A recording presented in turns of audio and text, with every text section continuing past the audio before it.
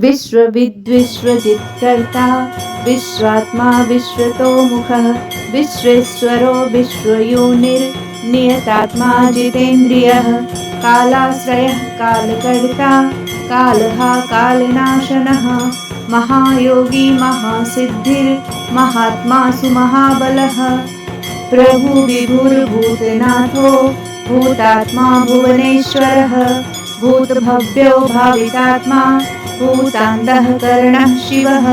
शरण्यः कमलानन्दो नन्दनो नन्दवर्धनः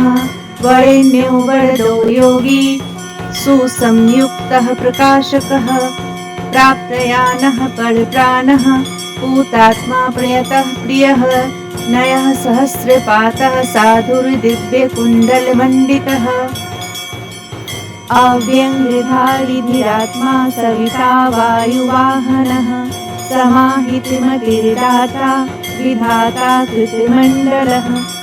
कपर्दिकल्पपादुग्रः सुमना धर्मवत्सलः समायुक्तो विमुक्तात्मा कृतात्मा कृतिनाम्बरः अविचिन्त्यवपुः श्रेष्ठो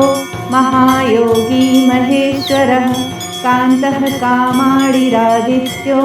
नियतात्मा निराकुलः कामः कारुणिकः कर्ता कमलाकरबोधनः सप्तिरचिन्त्यात्मा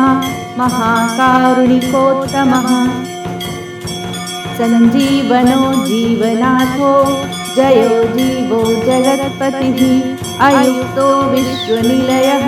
संविभागि वृषध्वजः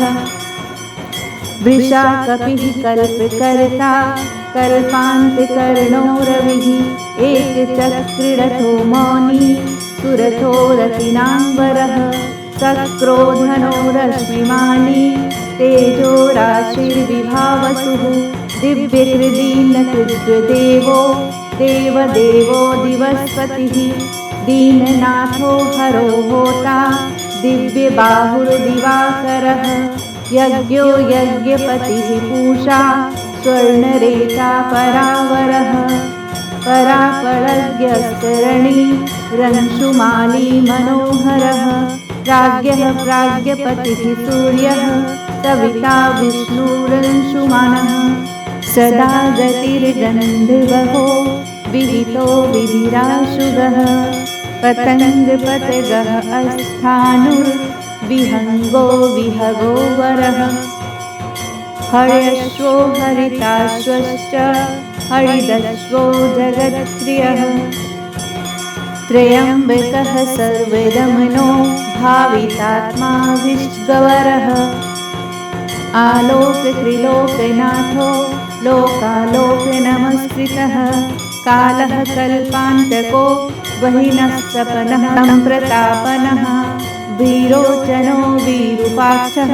सहस्राक्षः पुरन्दरः सहस्ररश्मिर्मिहिरो विविधाम्बरभूषणः खगः प्रतर्दनो धन्यो हयवो वाग्विशारदः श्रीमान् शिशिरो वाग्मी श्रीपतिः श्रीनिकेतनः श्रीकण्ठः श्रीधरः श्रीमान् श्रीनिवासो वसुप्रदः कामचारी महामायो महोग्रो विदितामयः तीर्थक्रियावान् सुनयो विभक्तो भक्तवत्सलः कीर्तिः कीर्तिकरो नित्यः कुण्डली कवचीरथी हिरण्यरेताः सप्ताश्वः प्रयतात्मा परन्तपः बुद्धिमानमरश्रेष्ठो रोचिष्णुः पातिशासनः समुद्रो धनदो धाता मान्दधाता कश्मलापः तमोघ्नो ध्वान्तः वहिनोर्भूतान्तकर्णो गुहः पशुमान् प्रयतानन्दो भूतेशः श्रीमताम्बरः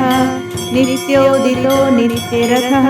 सुरेशः सुरपूजितः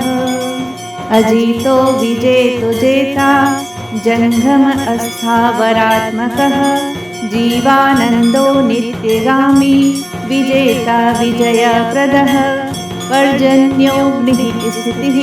अस्थेय अस्थवीरोऽथ निरञ्जनः प्रद्योतनो रथारूढः सर्वलोकप्रकाशकः ध्रुवो मेसि महावीर्यो हंसः संसारतारकः सृष्टिकर्ता क्रियाहेतुर्मार्तण्डो मरुताम्पतिः मरुत्वान् दहन् सत्त्वश्चा भगो भर्गो रयमा कपिः वरुणेशो जगन्नाथः कृतकृत्यः सुलोचनः विवस्वान् भानुमान् कार्यः कारणस्तेजसान्निधिः असङ्गामी तिग्मांशुर्माशुर्दीप्तदिधीतिः सहस्रदिधीतिर्बद्धः सहस्रांशुर्दिवाकरः गवस्तिमान् दिधीतिमान् सृगवीमणिः कुलद्वितिः भास्करः सुरकार्यज्ञः सर्वज्ञस्तिक्षणः दधीतिः सुरज्येष्ठः सुरपतिर्बहुज्ञो वचसाम्पतिः तेजोनिधिर्बृहत्तेजा बृहत्कीर्तिर्बृहस्पतिः अहिमानूर्जितो धीमानामुक्तः कीर्तिवर्धनः महावैद्यो गणपतिर्धनेशो गणनायकः तीव्रप्रतापनस्तापितापनो विश्वतापनः कार्तस्वरो ऋषिकेशः पद्मनन्दोऽतिनन्दितः पद्मनाभो मृताहारः स्थितिमानः केतुमान् नभः अन्याद्यन्त्योच्युतो विश्वामित्रो गृणीराटः आमुक्तकवचो वाग्मी कञ्चुकी विश्वाभावनः अनिमित्तिगतिः श्रेष्ठः शरण्य सर्वतोमुखः विगाही वेणुरसः समायुक्तः समाक्रतुः धर्मकेतुर्धर्मरतिः संहर्ता संयमो यमः प्रणतार्तिहरो वायुः सिद्धिकार्यो जनेश्वरः नभो विगाहनः सत्यः सवितात्मा मनोहरः हाडिहडिर्हरो वायुर्कुरुकालानलद्युतिः सुखसेव्यो महातेजा जगतामेककारणं महेन्द्रो विस्तुतः अस्तोत्रम् अस्तुतिहेतुः प्रभाकरः सहस्रकर आयुष्मान अरोस सुखदः सुखी व्याधिः सुखदः सौख्यं कल्याणः कलतांवरः आरोग्यकारणं सिद्धिर्वृद्धिर्बृहस्पतिः हिरण्यरेता आरोग्यं विद्वान् ब्रह्मो बुधो महान् प्राणवान् धृतिमान् धर्मो धर्मकर्ता रुचिप्रदः सर्वप्रियः सर्वसः सर्वशत्रुविनाशनः प्राञ्चुर्विद्योतनोद्योतः सहस्रकिरणः कृतिः केयूरीभूषणोद्भासी भासितो भासनो नलः शरण्यातिहरो होता खद्योतः खगसत्तमः सर्वद्योतो भवद्योतः सर्वद्युतिकरो मतः कल्याणः कल्याणकरः कल्यः कल्यकरः कविः कल्याणकृतः कल्यवपुः सर्वकल्याणभाजनं शान्तिप्रियप्रसन्नात्मा प्रशान्तः प्रशंप्रियः उदारकर्मा सुनयः सुवर्चावर्चसोज्ज्वलः वर्चस्वी वर्चसामि शस्त्रैर्लोके सोवसानुभः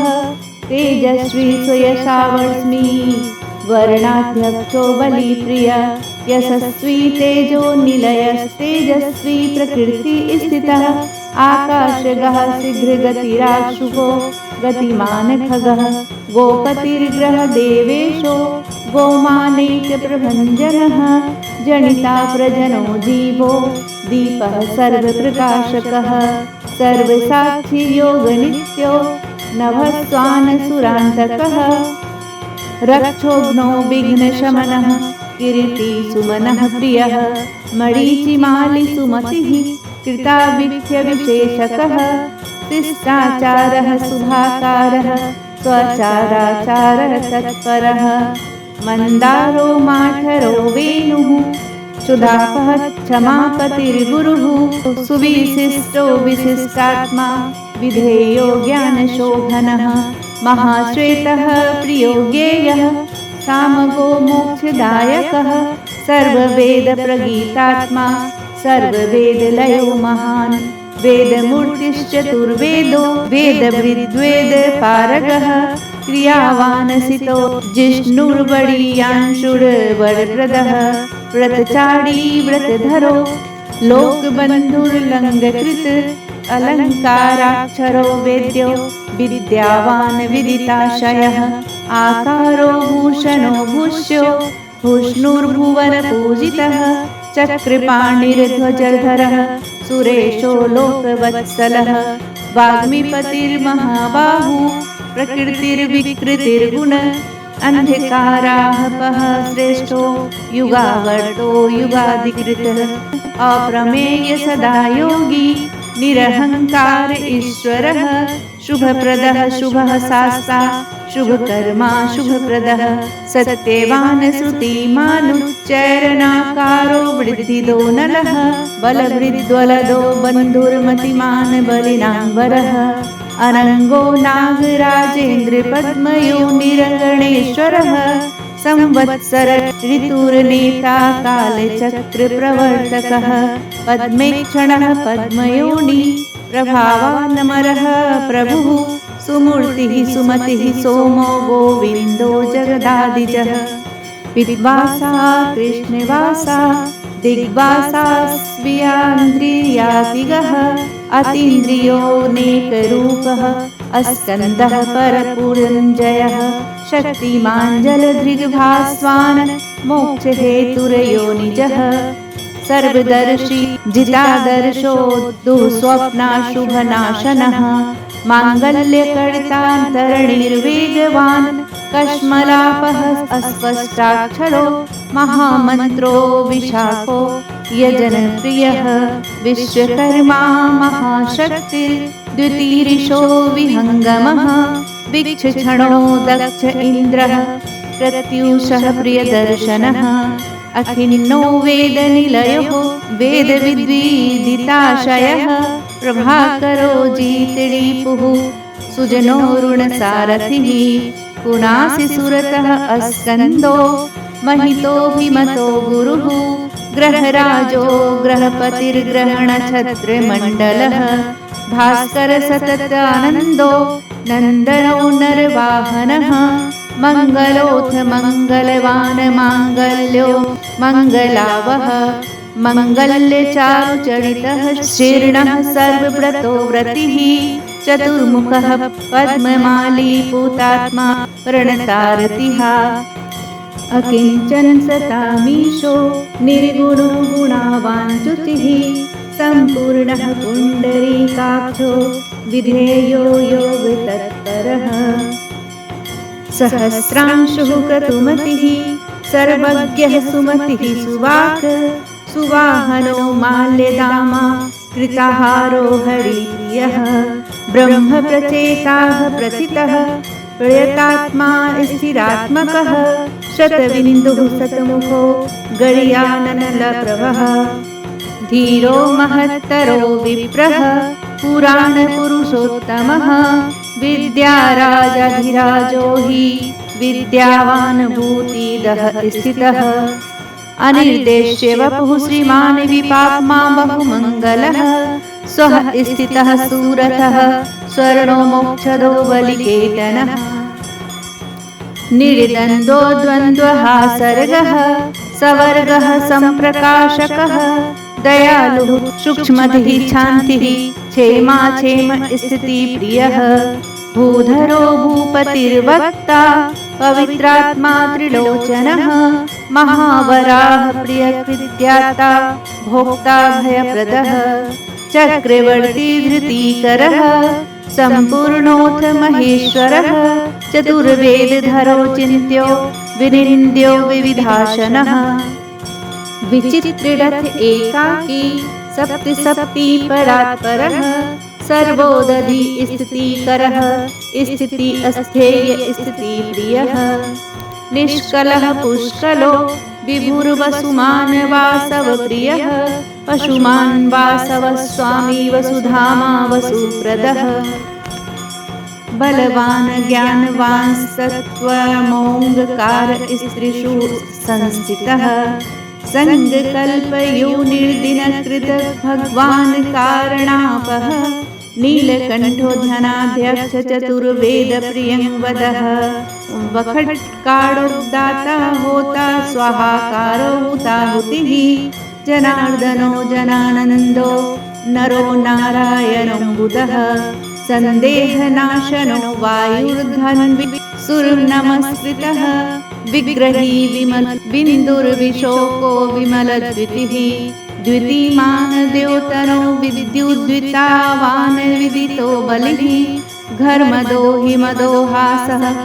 कृष्णवर्तमासुताजितः सावित्री भावितो राजा विश्वामित्रो घृणिर्विराटः सप्तार्ची सप्ततुरगः सप्तलोकनमस्कृतः सम्पूर्णोऽथ जगन्नाथः सुमना शोभनप्रियः सर्वात्मा सर्वकृतसृष्टिः साप्तिपान् सप्तमी प्रियः सुमेधा मेधिको मेध्यो मेधावी मधुसूदनः अंगिरः पतिः कालज्ञो धूमकेतुः सुकेतनः सुखी सुखप्रदः सौख्यं कामी कान्तिप्रियो मुनिः सौख्यं कान्तिः संतापनः संतपनः आतपस्तपसाम्पतिः उमापतिः सहस्रांशु प्रियकारी प्रियङ्गकरः प्रीतिर्विमन्योरम्भोथः खञ्जनो जगताम्पतिः जगत्पिता प्रीतमणः सर्वः खर्वो गुहोचलः सर्वगो जगदानन्दो जगन्नेता सुरारिः श्रेयः श्रेयस्करो ज्यायान् महानुत्तम उद्भवः उत्तमो मेरुमेयोथः धरणो धरणीधरः धराध्यक्षो धर्मराजो धर्माधर्मप्रवर्तकः रथाध्यक्षो रथगतिस्तरुणस्तनीलो नलः उत्तरोऽनुत्तरस्तापि अवाक्पतिरपाङ्पतिः पुण्यसङ्गकीर्तनः पुण्यो हेतुर्लोकत्रययाश्रयः स्वर्भानुर्विगतानन्दो विशिष्टोत्कृष्टकर्मकृतः व्याधिप्रणाशनः क्षेमः शूरः सर्वजिताङ्गवरः एकरथो रथाधीशः पितासनश्चस्य हि वैवस्वत्वगुरुः मृत्युधर्मनित्यो महाव्रतः प्रलम्बहारा सञ्चारी प्रद्योतो द्योतितानलः सन्तापरिपठित परो मन्त्रो मन्त्रमूर्तिर्महाबलः श्रेष्ठात्मा सुप्रियः शम्भुर्मरुतामीश्वरेश्वरः संसारगतिविच्चेता संसारार्णवतारकः सप्तजिह्वः सप्तसहस्रार्ची रत्नगर्भोपराजितः धर्मकेतुर्मेयात्मा धर्माधर्मवरप्रदः लोकसाक्षी लोकगुरोर्लोकेश्चण्डवाहनः धर्मयूपो यूपवृक्षो धनुष्पाणिर्धनुर्धरः पिनाकधृङ्गहोत्साहो महामायो महाशनः वीरः शक्तिमतां श्रेष्ठः सर्वशस्त्रभृताङ्गवरः ज्ञानगम्यदुराराध्यो लोहिताङ्गो विवर्धनः खगोन्धो धर्मदो नित्यो धर्मकीर्चित्रविक्रमः भगवानात्मवान् मन्त्रस्यक्षरो नीललोहितः एकोनेकस्त्रयी कालः सविता समितिञ्जयः शाङ्गधन्वान्नरो भीमः सर्वप्रहरणायुधः सुकर्मा परमेष्ठी च नागपाली दिवि स्थितिः वदान्यो वासुकीर्वैद्यः आर्त्रेयोऽथ पराक्रमः द्वापर परमोदारः परमो ब्रह्मचर्यवान् उदिच्य वेशी मुकुटी पद्महस्तो हिमांशुभृत् सितः प्रसन्नवदनः पद्मोदरनिभाननः सायं दिवा दिव्यवपुर्निर्देश्यो महालयः महारथो महानिशः शेषः सत्वरजस्तमः धृतात्पत्रप्रतिमो विमर्शि निर्णयः स्थितः अहिंसक शुद्धमतिर्द्वितीयो विवर्धनः सर्वदो धनदो मोक्षो विहारी बहुदायकः चारुरात्रिहरो नाथो भगवान् सर्वगोप्ययः मनोहरवपुः शुभ्र शोभनः सुप्रभावनः सुप्रभावः सुप्रतापः सुनेत्रो दिग्विदिक्पतिः राज्ञप्रियः शब्दकरो ग्रहे षष्टिमिरापहः सैंघिकैरिपूर्णदेवो वरदो वरनायकः चतुर्भुजो महायोगी योगीश्वरपति अस्तथा अनादिरूपोदितिजो रत्नकान्ति प्रभामयः जगत्प्रदीपो विस्तीर्णो महाविस्तीर्णमण्डलः एकचक्ररथः स्वर्णरथः स्वर्णशरीरधृक्निरालम्बो गगनगो धर्मकर्म प्रभावकृत धर्मात्मा कर्मणां साक्षी प्रत्यक्षः परमेश्वरः मेरुसेवि सुमेधावी मेरुरक्षाकरो महान् आधारभूतो रतिमांस्तथा च धनधान्यकृत पापसन्तापहर्ता च मनोवाञ्छितदायकः रोगहर्ता राज्यदायी रमणीयगुणोर्नृणी कालत्रयानन्तरूपो मुनिवृन्दनमस्कृतः सन्ध्यारागकलः सिद्धः सन्ध्यावन्दनवन्दितः साम्राज्यदाननिरतः समाराधनतोषवान् भक्तदुःखक्षयकरो भवसागरतारकः भयापहर्ता भगवान् प्रमेयपराक्रमः मनुस्वामी मनुपतिर्मान्यो मन्वन्तराधिपः।